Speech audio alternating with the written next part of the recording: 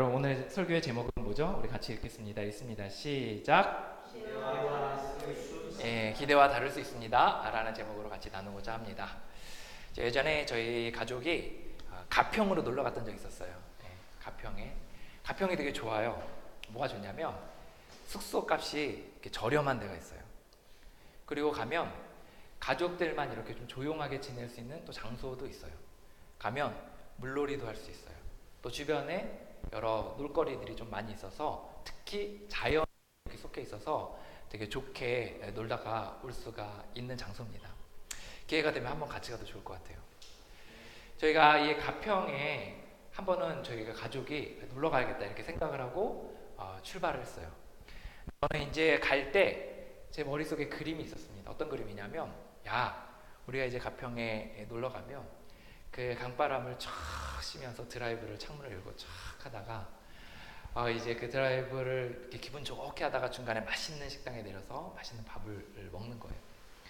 그리고 이제 그곳에서 일찌감치 도착해서 저희가 물놀이도 하고 보드게임도 하고 그리고 같이 이야기도 나누다가 저녁 식사를 하고 같이 이렇게 담소를 나누다 잠드는 상상을 또 기대를 했습니다. 그리고 저희가 기분 좋게 준비를 해가지고 길을 딱 떠났어요.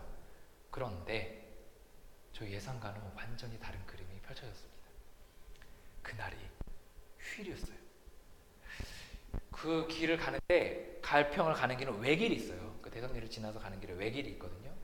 근데 거기가 차가 꽉 막혀 있는 거예요. 그래가지고 더 이상 이렇게 막 앞으로 막 조금 더 정말 움직이지 않는 그런 것 같은 느낌이 들더라고요. 얼마나 힘들든지 화장실도 이제 못 가가지고 어떻게 내려서 갈 데가 없으니까 힘들고 돌아서 이렇게 갈 수 있는 길이라도 있으면 모르겠는데 그 꽉 막힌 구간에는 그 돌아갈 수 있는 길이 없어서 너무나 괴로웠습니다. 저는 굉장히 좋은 기대들을 했는데 막상 길을 나서 보니까 그 길에서 너무나 어려운 시간들을 가졌어요. 만약에 제가 이걸 좀 미리 알았다면 어땠을까요? 오늘은 휴일이니까 좀 바뀔 수 있겠구나 라는 것만 좀 미리 알았어도 아마 저는 마음에 미리 좀 준비를 했었고 좀 시간도 넉넉하게 잡아두는 대비들을 했을 거예요. 저희가 크리스찬으로 살아가다가 여러 어려움들을 만나게 돼요. 제가 여러분들이 이것들을 하면 반드시 이런 일이 일어날 거라는 한 가지 예언 비슷하게 하면 이런 일이 일어났습니다. 여러분들이 하나님을 만나기를 간절히 사모하고 간절히 갈구하면 하나님께서 여러분을 만나주실 겁니다. 성경에 있는데 정말 이거는 나에게 주신 말씀이라는 그 감동적인 그 경험들을 하게 되는 거예요. 아니 이거는 하나님이 나의 상황을 정말 아시고 정말 이 말씀을 나에게 오늘 딱 주신 것 같은 느낌이 들어서 마음이 벅차오를 때가 있습니다. 권사님들은 흔히 이것을 뭐라고 말하는지 아세요? 은혜 받았다. 목사님이 설교하실 때 자에게 하신 말씀 같으면 목사님 오늘 은혜 받았습니다 라고 하는 게 바로 이 말이에요. 제가 명륜조항교에서 대중들을 향해서 이렇게 설교를 했을 때 어른들을 향해 설교를 했을 때가 있었어요. 그때 큰 설교를 하고 나서 한참 시간이 몇 달이 지나고 나서 어떤 분과 식사를 하는데 그분이 저를 이렇게 지그시 보는 거예요. 밥을 먹는데. 그리고 저에게 이렇게 얘기하는 거예요.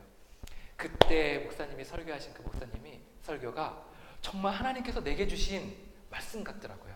정말 은혜 받았습니다. 라는 그 이야기를 들은 적이 있어요. 이것이 우리는 크리스찬으로 살아가며 하나님을 만나기 원한다면 하나님께서 반드시 우리에게 말씀과 때론 그 다른 통로들을 통해서 우리에게 말씀하신다는 거예요. 그때 우리는 어떤 반응을 하죠? 이런 반응을 해요. 이제 됐어. 이제 된 거야. 하나님이 내게 은혜를 주셨고 이 말씀을 주셨으니까 어떻게 살아가야 될지 알려주셨으니까 내가 이 말씀대로만 살아가면 내가 정말 내 삶의 대로가 뻥뻥 뚫리면서 시원시원하게 열릴 거야 라는 생각을 하는 거예요. 이제 더 이상 걱정도 없고 두려움도 없고 어려움도 없을 거라고 생각하며 이제 말씀을 순종하기 시작합니다. 세상의 한가운데 나가서 은혜 받은 말씀을 딱 순종하려고 하면 마치 제가 가평에 좋을 거라고만 생각하고 출발했지만 예상치 못한 어려움이 있어서 어려웠던 것처럼 말씀을 순종하려는 자에게 예상치 못한 몇 가지 어려움들이 닥쳐오게 됩니다. 우리가 미리 이것을 좀 안다면 어떨까요? 우리 말씀을 순종할 때 좀 더 수월하게 마음의 대비를 하고서 순종할 수 있을 겁니다. 오늘 그 말씀에 순종할 때 우리에게 닥쳐오는 어려움들에 대한 얘기를 나누고 그리고 거기에 대한 대비책들을 같이 나누고자 합니다. 어떻게 준비되셨나요? 예. 저희들 오늘 우리가 말씀을 저와 여러분들이 말씀의 골방에서 딱 말씀을 보다가 너무 은혜를 받았어. 너무 좋아. 정말 이대로만 살면 좋아 라고 생각하면서 나가서 딱 순종했을 때 첫 번째 직면하는 어려움은 이것입니다. 뭐냐? 이거예요. 사람들이 비웃어요. 뭐야 너 하면서 비웃는 거예요. 오늘 모세를 볼게요. 모세는 누구냐면 이스라엘 백성들을 애굽에서 가나안 땅까지 이렇게 데리고 갔던 민족의 지도자예요. 근데 이 모세가 이제 하나님의 말씀을 들었어요. 하나님께서 모세에게 찾아가셔서 이렇게 말해요. 얘야, 내가 이스라엘 백성들에게 너무나 안타까운 마음을 갖고 있단다. 내가 이제 그들을 가나안 땅으로 데려가련다 라고 이제 모세에게 말한 거예요. 모세는 물론 100% 전적으로 막 동의하진 않았지만 처음부터 적어도 이런 기대는 있었어요. 하나님의 말씀에 순종하면 뭔가 이제 되겠구나 라는 생각을 한 거예요. 그래서 이제 바로에게 찾아갑니다. 그리고 얘기해요. 하나님이 내게 말씀하셨어요. 하나님이 내게 말씀하시기를 이 이스라엘 백성들을 지금 애굽에서 보내서 하나님을 예배하는 자리에 보내도록 내게 말씀하셨습니다 라고 말했어요. 그때 바로가 뭐라 그랬는지 아세요? 이렇게 말해요. 모세는 하나님이 내게 말씀하셨습니다. 내가 지금 그것에 순종하여 우리가 이제 나아가야 한다는 하나님의 말씀을 듣고 순종했더니 바로가 이렇게 말합니다. 여호와가 누구이기에 내가 이스라엘 백성들을 보내냐 라고 말하는 거예요. 이건 다른 말로 말하면 이거예요. 나는 너가 말하는 그 여호와 몰라. 너가 무슨 그 여호와의 이 말씀을 나에게 대언해서 내가 이스라엘 백성들을 내가 그것을 보내겠느냐 라고 말하며 모세를 비웃습니다. 그리고 이 모세의 그 말에 또 그 하나님의 그 말씀에 마치 정말 조롱이라도 하듯이 오히려 바로는 이스라엘 백성들에게 더 고된 일들을 내렸어요. 그리고 이스라엘 백성들로 고통을 받게 했습니다. 보라는 거죠. 한번 보라는 거예요. 너희들 하나님이 정말 너희들 구원하는지 보라는 거예요. 그렇게 바로는 모세와 심지어 모세에게 말씀하셨던 그 하나님을 비웃었습니다. 좋아요. 바로는 그럴 수 있다고 칩시다. 그런데 그 비웃은 또 다른 사람들이 있었어요. 그 누구냐? 이스라엘 백성들, 모세가 도움을 주려 했던 이스라엘 백성들이 모세를 비웃습니다. 모세가 이제는 이제 그 하나님께 바로에게 가서 이야기하니까 이제 바로가 이스라엘 백성들에게 더 많은 일을 내준 거예요. 그러니까 이스라엘 백성들 입장에서는 더 많은 일을 해야 되는 거죠. 그래서 막 서로 이야기하는 거죠. 이거 누가 이렇게 얘기해가지고 이렇게 된 거냐라고 이야기해서 알고 보니까 모세가 하나님의 말씀을 들었다고 이야기하고 가서 거기에 대해서 이스라엘 백성들을 구원하라고 이야기했던 그 사건 때문에 이랬다는 것을 이스라엘 백성들이 알게 됩니다. 그래서 이스라엘 백성들이 그 모세를 향해서 이렇게 말해요. 너희의 하나님이 너희를 심판하기, 판단하기 원한다 라고 말하는 거예요. 여기에는 무슨 의미가 담겨져 있냐면 이런 의미가 담겨져 있는 거예요. 너희가 정말 그 하나님이 너에게 이야기한 게 맞느냐? 너가 그래서 순종한 게 맞아? 너가 정말 하나님의 음성을 듣고 순종한 게 맞아? 그런데 결과가 뭐야? 정말 너가 하나님의 말씀을 듣고 순종했는데 그 결과가 뭐냐? 너가 정말 맞는지 하나님에 가서 다시 한번 확인해봐라 라고 이야기하는 비웃음이 거기에 담겨져 있다는 거예요. 바로뿐만 아니라 모세까지도 그 안에서 비웃음을 하고 있습니다.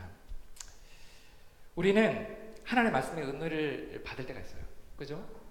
예. 그리고 그 말씀에 순종해야겠다라는 탁 이렇게 결단을 할 때가 있습니다.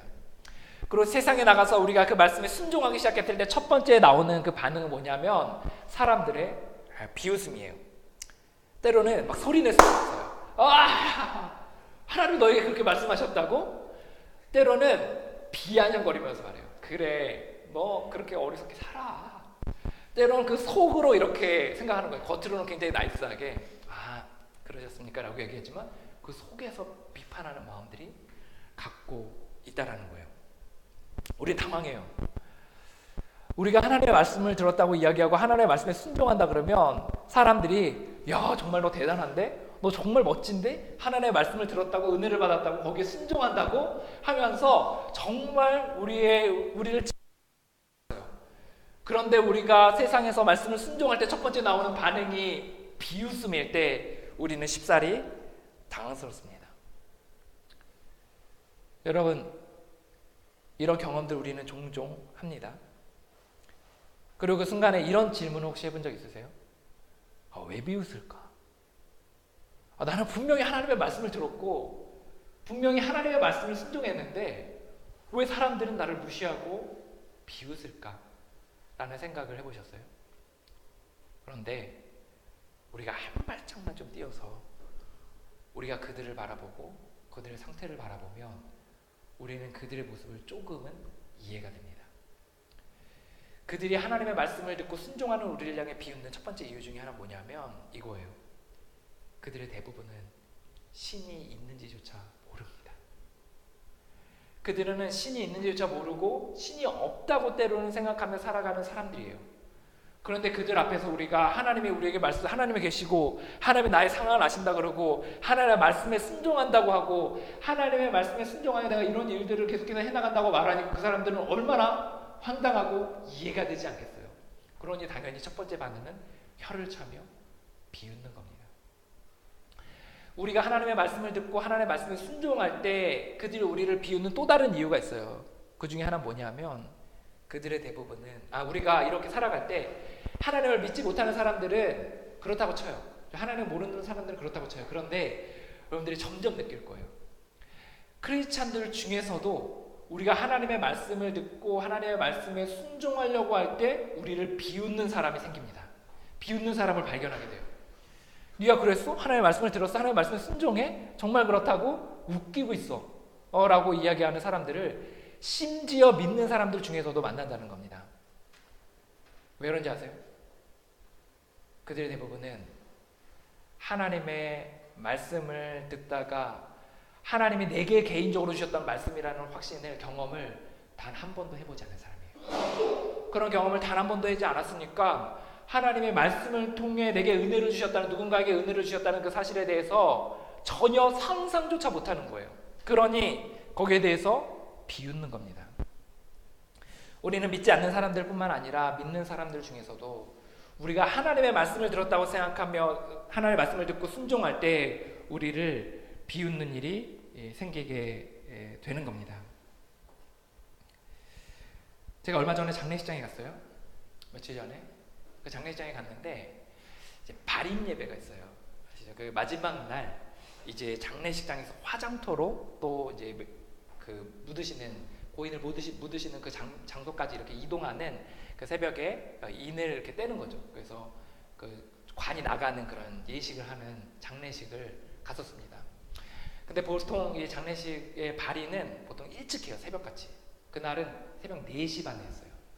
그래서 저는 새벽 4시 반에 걸어서 이제 장례식장에 갔고 발인 예배에 참석을 같이 했습니다. 그리고 이제 장례식이 이제 한 오전 내내 이렇게 진행하는 거예요. 화장터에서 또 고인을 묻은 장소까지 이제 계속해서 이동을 하는 거예요. 근데 중간중간 쉬는 시간이 있어요.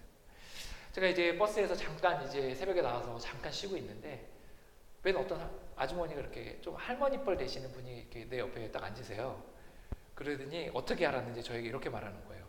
목사님이세요? 그래서 저는 사실 평민으로 좀 쉬고 싶었는데 옆에서 이렇게 얘기하니까 굉장히 부담스럽더라고요. 그래서 예 그렇습니다 이렇게 얘기했더니 자기가 이런 얘기를 하는 거예요.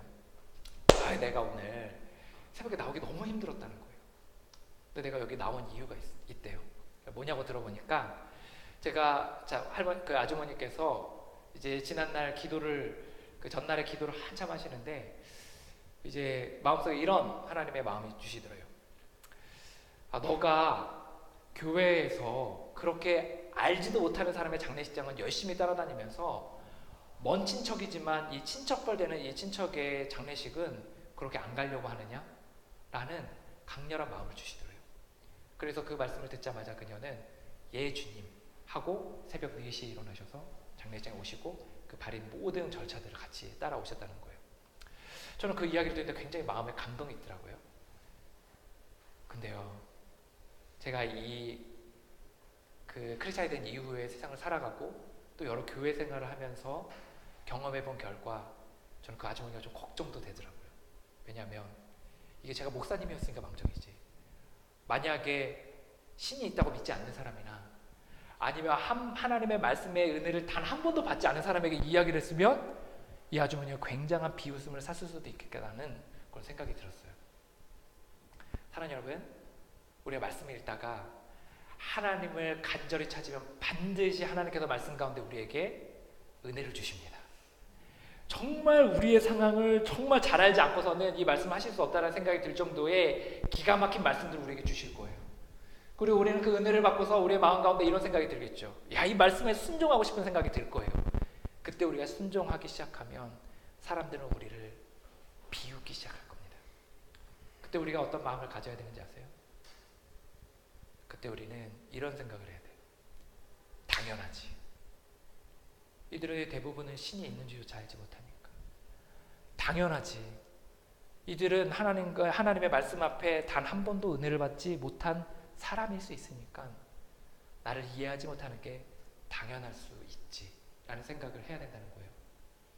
제가 가평을 갈 때 차가 막혔다는 걸 미리 알았다면 저는 좀 더 수월하게 마음의 준비를 했을 거예요. 여러분의 말씀에 은혜 받고 세상 가운데 순종하고자 할 때 여러분 마음을 단단히 먹으셔야 합니다. 사람들이 비웃을 때 우리는 마음속에 이렇게 생각해야 됩니다. 당연하지. 우리가 세상 가운데서 말씀을 순종할 때 일어나는 두 번째 어려움이 뭔지 아세요? 이런 어려움이 생깁니다. 의심이 들어요. 근데 사람들이 나를 의심하는 게 아니라 내가 의심이 드는 거예요. 나도 긴가민가하게 되는 순간이 생기게 된다는 겁니다. 모세를 보겠습니다. 모세가 이제 하나님 앞에 그 음성을 듣고서 말씀을 듣고서 이제 순종합니다. 그때 하나님의 말씀을 듣고 순종할 때 모세의 마음의 그 동기는 어떤 것이었을까요? 물론 반신반의하고 또 여기에서 또 그 여러 고군분투하는 시간들이 있었지만, 투쟁하는 시간들이 있었지만 모세의 그래도 순종하며 갈 수 있었던 건 뭐냐면 이 말씀에 순종했을 때 하나님께서 이렇게까지 말씀하셨다면 뭔가의 열매들을 보이게 하실 것이다, 어떤 일이 일어나게 하실 것이다 라는 생각을 했다라는 거예요. 그리고 나서 모세가 하나님의 말씀에 순종하며 나갔을 때 결과가 어땠죠? 바로는 오히려 이스라엘 백성들에게 더 많은 일을 시켰어요. 그리고 하나님의 말씀을 듣고 순종했다고 기뻐했어야 하는 그 이스라엘 백성들이 오히려 모세를 향해 비웃기 시작한 거예요. 상황이 좋지 않게 흘러갑니다. 그러자 모세가 뭐라고 이야기하는지 아세요? 하나님에게 찾아가요. 그리고 따지듯이 묻습니다. 이렇게 말합니다. 제가 읽을게요. 모세가 여호와께 돌아와서 아뢰되 주여 어찌하여 이 백성의 학대를 당하게 하셨나이까? 어찌하여 나를 보내셨나이까? 내가 바로에게 들어가서 주의 이름으로 말한 후부터 그가 이 백성을 더 학대하며 주께서도 주의 백성을 구원하지 아니하시나이다 라고 출애굽기 5장 22절에서 23절에 말했어요. 이 말의 뜻은 이런 거예요. 하나님, 당신이 나의 뒤통수를 쳤습니다. 내가 정말 가서 딱 말하면 하나님의 정말 역사를 즉시 일으킬 줄 알았는데 아무런 일도 일어나지 않았습니다. 하나님의 말씀은 거짓이었습니다. 애초부터 일어날 일이 아니었습니다. 나는 당신에게 속았습니다. 모세는 하나님의 말씀에 순종했어요. 그런데 사건이 정말 이상한 쪽으로 흘러가고 자기가 기대했던 그 사건에 그 좋지 않은 결과로 나왔어요. 즉각적으로. 그러자 모세는 생각했어요. 내가 속았구나. 그 마음 가운데 의심이 들기 시작했어요. 하나님은 되지도 않은 일을 시켰다고 생각한 겁니다. 하나님의 음성을 듣고 순종할 때 우리는 비웃음을 당해요. 그리고 우리는 어쩌면 이것은 당연한 거라고 할 수 있습니다. 그런데 외적인 환경을 보면 사실 외적인 환경은 그렇게 중요한 게 아니에요. 외적인 환경이 아무리 힘들더라도 내 마음만 견고하면 사실 그렇게까지 우리가 마음이 어렵지가 않습니다. 근데 문제가 되는 게 뭐냐면 우리가 말씀에 순종했는데 즉각적인 뭔가 결과가 나오지 않거나 오히려 상황이 틀어지는 것 같으면 우리의 마음 가운데 의심이 들기 시작한다는 거예요. 이 말씀이 맞나? 내가 이 말씀을 순종하는 게 맞나? 이 말씀을 순종해서 정말 선한 결과를 나오는 게 맞나? 라는 생각을 하게 된다는 거예요. 우리가 성경의 말씀을 읽으면서 무릎을 탁 치며 우리가 은혜를 받고 순종할 때는 정말 뭔가 일어날 것 같지만, 정말 행복할 것 같지만, 우리의 삶 가운데서 사실 그렇게까지 그 좋지 않은 결과들이 나올 때가 있다는 거예요. 우리는 말씀에 순종합니다. 11조를 갑자기 내기 시작하고, 또 우리가 사람을 용서하기 시작하고, 맡겨진 직장인을 정직하게 하기 시작하는 거예요. 우리는 이렇게 하나님의 말씀에 순종할 때 우리의 마음 가운데 이런 생각을 합니다. 자, 좋아, 이제 하나님이 일하시겠지. 그래, 하나님께서 이제 내가 순종했으니 나에게 놀라운 축복들을 베풀어 주실 거야. 나에게 재정의 축복을 주시고, 나에게 사람들이 붙는 일들이 일어나게 되고, 내가 직장에서 승진하는 일이 내게 일어날 거야 라고 생각하는 거예요. 그런데 그렇게 순탄하게 일이 풀리지 않고 오히려 일이 꼬이는 것 같은 느낌을 받을 때가 있다는 거예요. 내가 11조를 내기 시작했는데 갑자기 회사가 어려워져서 10년 동안 나오던 보너스가 갑자기 나오지가 않아요. 내가 누군가를 용서했는데 오히려 그 친구는 더 악하게 나를 대하는 거예요. 내가 직장에서 성실하게 일하기 시작했는데 사람들은 너만 성실하냐, 너만 정직하냐 라고 말하며 왕따를 시키기 시작하는 거예요. 우리는 하나님의 말씀의 은혜를 받고 그 말씀에 순종하면 일이 술술 풀릴 것 같이 생각되지만 사실 그러지 않을 때가 있다는 거예요. 그리고 우리는 쉽게 당황해요. 마음이 어려워요. 그리고 드는 생각이 있습니다. 아닌가? 하나님의 말씀이 이거 아닌가? 혹시 이 하나님의 말씀대로 내가 순종하더라도 아무런 일도 일어나지 않는 건 아닐까? 잘못된 거 아닐까? 내가 어리석은 것은 아닐까? 라는 의심의 마음이 든다라는 겁니다. 여러분, 이런 경험들을 해보신 적 있으신가요? 우리가 이렇게 하나님의 말씀에 순종했을 때 사실 즉각적인 결과가 나오지 않는다고 해서 우리가 실족하는 몇 가지 이유들이 있어요. 그중에 첫 번째 이유는 이거예요. 우리의 순종은 과정이라는 것을 이해하지 못해서 생기는 겁니다.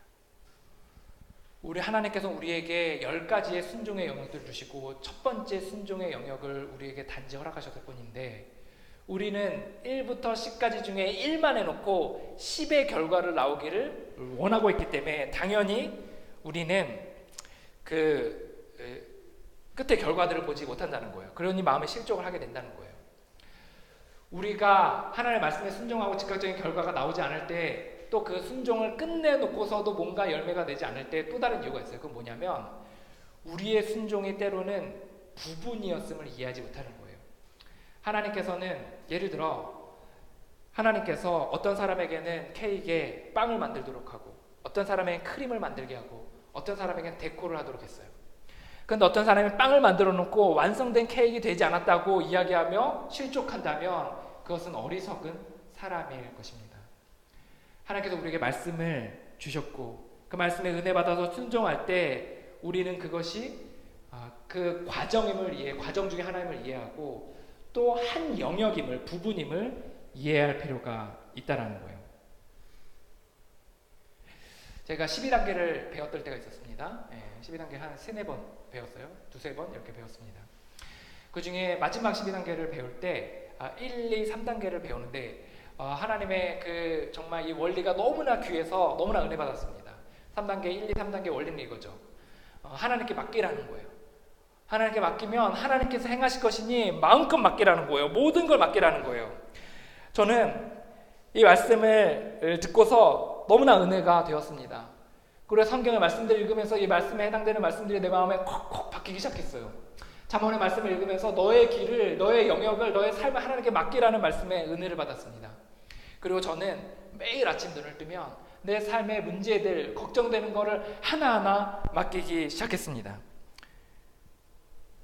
저의 삶 가운데 교회, 모임, 책 쓰는 거, 습관적인 죄, 가족, 건강, 유튜브 채널, 이것들을 매일 하나님 앞에 맡기 시작했습니다. 근데 맡기니까 마음이 편하더라고요. 야, 이제 하나님께서 말씀대로 나에게 돌보실 거라고 저는 생각을 하며 정말 이렇게 천국이 따로 없다라는 걸 생각했어요. 그런데 시간이 지나면서 제 마음이 어려워졌습니다.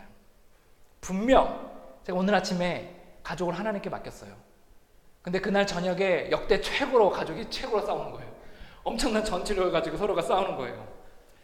제가 그 습관적인 죄에 대해서 맡겼는데 죄 짓고 싶은 충동이 평소에 2배로 불타오르는 거예요.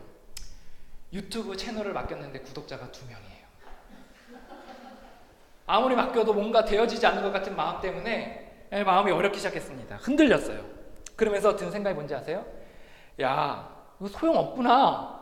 하나님께 맡겨도 아무런 소용이 없구나. 이거 나 정신승리다. 내 머릿속에서 하는 거지 이거 하나님께 정말 맡기는 게 아니구나. 정말 나 이러다 죽을 수도 있겠다. 나 빨리 내가 살 길을 찾아야겠다. 내 예전의 습관처럼 내 힘을 가지고 내 습관을 가지고 내 인맥을 가지고 내 재정을 가지고 내가 목표한 것들을 꾸려가도록 하는 삶의 방식으로 다시 바꿔야 되겠다 라는 생각이 내 마음 깊은 곳에서 올라오려고 하는 겁니다. 저는 1, 2, 3단계 이후에 계속해서 단계를 밟기 시작했습니다. 4단계, 5단계, 6단계, 7단계 8, 9단계와 10, 11, 12단계를 끝까지 마친 이후에 제가 깨달은 게 있습니다. 그건 뭐냐? 1, 2, 3단계는 은혜롭긴 하지만 그것은 12단계 중에 단지 3단계에 불과하다는 거예요. 저는 12단계 중에 단지 3개의 단계만 맞춰놓고 나서 이 12단계의 전체의 그 원리대로 살아가는 삶의 열매를 기대했기에 저는 마음에 어렵게 되었다는 거예요. 이후에 저는 하나님의 말씀을 따라 매일의 열동의 단계들을 따라 살아가기 시작했을 때 비로소 제 마음 가운데 확신하게 됐습니다. 맡기면 되는구나. 하나님의 뜻대로 살아가면 되는구나. 단지 나는 하나님의 관심이 있으시는 그 사람들에게 관심을 갖고 살아가면 되는구나 확신하게 되었습니다. 여러분, 우리가 의심이 들면 하나님의 말씀을 듣고 순종하다 보면 우리한테 의심이 들어요. 그때 어떻게 되는지 아세요? 그때 우리가 해야 되는 2가지가 있어요. 첫 번째는 친절하신 하나님을 생각해야 돼요. 하나님은 친절하세요. 뭐냐? 우리가 의심이 들면 그 친절하신 하나님에게 나아가서 우리가 계속해서 우리의 그 의심과 우리가 받았던 그 말씀이 정말 맞습니까? 라고 계속해서 물어볼 수 있다는 거예요. 그렇다면 친절하신 하나님께서 우리에게 다시금 말씀하시고 또 말씀하시고 또 말씀하셔서 우리의 마음에 정말 못이 박히듯 우리의 마음에 단단하게 그 말씀이 새겨지도록 하실 겁니다. 그렇게 우리는 골방 가운데 나아가 우리 그 의심되는 마음을 가지고 때로는 그 들은 말씀을 가지고 은혜 받은 말씀을 가지고 주님, 내가 이 말씀을 받았는데 이 말씀을 가지고 은혜를 가지고 내가 순종하는데 하나님 이 말씀이 정말 당신이 내게 주신 말씀이 맞습니까? 라고 그렇게 다시금 친절하신 하나님을 신뢰하며 나아가야 한다는 겁니다. 우리 마음 가운데 하나님께서 마치 우리를 비난할 것 같지만 하나님은 친절하시기에 우리의 약함을 아시고 우리가 나아갈 때마다 우리에게 확신 가운데 우리에게 말씀하여 주신다는 겁니다. 우리가 의심이 들 때 우리 어떻게 되냐? 이거는 의심이 들 때 어떻게 되냐 보다는 의심이 드는 것을 대비해서 어떻게 해야 되냐가 좀 더 정확해요. 의심이 들 때를 대비해서 우리가 어떻게 되냐? 주변에 울타리를 쳐야 돼요. 어떤 울타리냐? 내 주변에 적어도 한 사람, 나와 같은 경험을 한 사람들을 두어야 돼요. 하나님이 살아계심을 믿고 하나님이 우리의 각 상황을 아신다는 것에 대해 신뢰하며 하나님의 각 사람의 상황 가운데 하나님께서 말씀하신다는 것을 믿고 단 한 번 이상이라도 경험해 본 사람, 아니 좀 더 할 수만 있다면 그런 경험을 매일 하는 그러한 사람들을 주변에 적어도 한 사람을 두어야 한다는 겁니다. 그때 우리가 그들에게 지지를 받을 수 있어요. 내가 하나님의 말씀을 들었어? 그러면 그래? 정말 하나님이 너를 정말 이렇게 생각하시는구나 라고 우린 지지를 받을 수 있어요. 때론 그 사람들도 나름대로의 그거에 노하우가 있기 때문에 우린 그들에게 피드백을 받을 수 있습니다. 좀 더 이런 쪽으로 기도해보면 어때? 좀 더 이런 쪽으로 생각해보면 어때? 이런 건 좀 더 다시금 점검해봐야 될 것 같은데 라고 하나님 앞에 이렇게 가이드를 할 수 있는 주변의 친구들을 두면 편하다는 겁니다. 그 사람들을 주변에 두고 그 사람에게 하나님과 나누었던 그 교제에 대해 같이 나누며 점검 받으십시오. 그리고 같이 기도하시기 바랍니다. 그럴 때 하나님께서 두세 사람이 모인 곳에 주님이 함께 하셔 우리를 중심을 잡게 해주신다는 겁니다. 지금으로부터 12년 전 2006년 안수연이라는 청년이 있었습니다. 그는 고려대학교 의과대학을 다니는 전문의였어요. 의사였어요. 그는 크리스찬이었습니다. 그는 하나님의 음성을 듣고 말씀을 듣고 순종하며 살아가던 사람이었어요. 그가 얼마나 하나님의 말씀에 은혜를 받고 얼마나 신실하게 순종했는지 그의 삶에 이런 이야기들이 있었어요. 그가 그 환자의 가족에게 성경책과 찬송 테이프를 주고 그들을 위로하였습니다. 자기가 돌보던 환자가 죽게 되면 그 가족들이 영안실에서 펑펑 울 때 내려가서 그 곁에 같이 서서 그들을 위로해 줬어요. 한 번은 암투병을 하던 어떤 아이가 이제 어려워져서 더 힘들어져서 병원을 퇴원할 수밖에 없는 상황 가운데 있었어요. 그때 이 의사는 그 아이가 좋아할 만한 선물을 사서 직접 그 집에 찾아가 그 아이에게 선물을 주고 그 아이가 부모를 위로하였습니다. 그는 군대에 장교로 입대했어요. 그리고 군의관, 군대의 의사로 입대를 했습니다. 그는 보통 장교들만 쓰는 천막이 따로 있어요. 그래서 거기서 혼자서 밥을 먹거나 장교들끼리 밥을 먹습니다. 그런데 이 안수현 이 군의관은 당시의 청년은 그 장교들과 같이 따로 식사를 하지 않고 사병들, 일반 병사들, 2등병 또 1병들, 이 사병들과 함께 풀밭에서 같이 식사를 했어요. 눈을 마주치고 어떻게 지내는지 듣고 같이 군생활에 대한 이야기를 나누었습니다. 그런데 안타깝게 이게 문제가 됐어요. 그가 풀밭에서 식사를 하느라 유행성 출혈에 걸려서 그가 33살의 나이에 생을 달리합니다. 저는 이것을 보면 허망한 생각이 들어요. 하나님의 의심이 되기 시작합니다. 이게 뭔가? 하나님의 말씀을 듣고 그렇게 열심히 순종했던 사람인데 어떻게 33살의 나이에 그를 이렇게 데려갈 수 있는가? 오히려 하나님의 방식이 좀 틀렸던 것 같은 생각도 들어요. 좀 더 그를 살게 했다면 하나님께서 하나님의 영광을 더 많이 받을 수 있지 않았을까? 그의 순종이 좀 더 빛을 발할 수 있지 않았을까라는 생각을 하게도 된다는 겁니다. 그런데 안수연의 삶의 이야기는 여기서 끝나지 않습니다. 안수연 청년이 죽은 이후에 장례식이 열렸어요. 그를 추모하는 겁니다. 그 장례식에 보통의 장례식이 아무리 많이 와도 300명의 사람들이 오는데 무려 4,000명의 사람이 왔어요. 33살의 젊은 청년의 장례식에 4,000명의 사람이 왔어요. 이거는 그때까지 한경진 목사님 다음으로 많이 온 숫자였습니다. 그곳에 왔던 사람들의 사연이 강렬했습니다.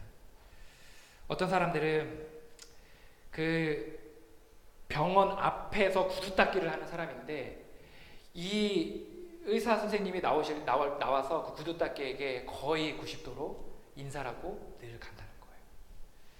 청소부 아주머니가 그 자리에 왔어요. 이 청소부 아주머니가 이렇게 하나님을 사랑하는 사람이 있을 수 없다고 이야기하며 눈물을 흘리는 거예요. 간호사들이 왔어요. 주변에 동료들이 왔어요. 정말 이분은 예수님을 사랑하는 사람이었다고 간증하고 자기에게 베풀었던 그 사랑의 은혜들 그것들을 하나하나 이야기하며 이야기 보따리를 풀었어요. 그 장례식 자체가 그곳에 참여했던 많은 사람들에게 하나님의 사랑에 대해서 다시 한번 생각해보게 되었습니다. 그 이후로 3년이 지났어요. 많은 사람들이 이 이야기를 단순히 그냥 묻어버릴 수 없다고 생각을 해서 책으로 쓰기 시작합니다. 그리고 바보의사 안수연, 청년의사 안수연을 책으로 내게 돼요. 그리고 이 책은 곧 베스트셀러가 됩니다. 수많은 사람이 그 책을 손에 들고 그의 이야기를 읽기 시작했어요. 그가 환자들을 돌봤던 이야기, 그가 자기 시간을 쪼개서 간호사들을 섬겼던 이야기, 자기가 희생하면서까지 밤잠을 자지 않으면서까지 종료들의 업무들을 대신 봐줬던 이야기들을 읽기 시작합니다. 그리고 한국교회 많은 크리스찬들과 목사님들이 예수님을 닮는 순종이 어떤 모습인가에 대해서 생각하며 많은 생각을 하게 되었다는 거예요. 뿐이 아닙니다. 그 이후에 이 책을 읽었던 많은 의사분들이 계세요. 동료, 선배, 후배. 그리고 그분들이 여기에 감동을 받아서 나도 제2의 안수연, 나도 제3의 안수연이 되고 싶다라고 이야기하며 자기도 그가 살았던 그것처럼 환자들을 돌보고 그리고 선물을 하고 그리고 동료들을 위해 기도하는 사람으로 살아가기로 결단하는 일이 생겼습니다. 이후에 안수연 기념회가 생겼고 매년 그가 또 죽은 그 날에 모여서 함께 추모 예배를 드리고 있습니다. 12년이나 지났지만 사람들은 그를 그리워하고 최근에 한 기독교 방송에서는 그에 대한 다큐와 짧지 않은 한 시간 정도의 분량의 영화 같은 것도 만들어서 기독교 방송에서 틀어주었다는 거예요. 그는 죽었지만 그의 하나님의 말씀을 듣고 아멘으로 화답하고 거기에 순종했던 그 순종들은 지금도 강단에서 책으로 또 TV에서 많은 사람들의 마음을 울리고 있다는 겁니다. 누군가가 하나님의 음성을 듣고 순종하다가 비웃음을 당하고 또 때로는 자기 자신에게도 의심이 들 때가 있어요. 그리고 그런 비웃음과 의심으로 인하여 괴로워하는 어떤 청년이 또 어떤 사람이 저에게 이야기한다면 저는 성경의 많은 구절들 중에 이 구절을 그들과 나누고 싶습니다. 고린도전서 15장 58절이에요. 그러므로 내 사랑하는 형제들아, 견실하며 흔들리지 말고 항상 주의 일에 더욱 힘쓰는 자들이 되라. 이는 너희 수고가 주 안에서 헛되지 않은 줄을 알미라. 기도하겠습니다. 우리 시간에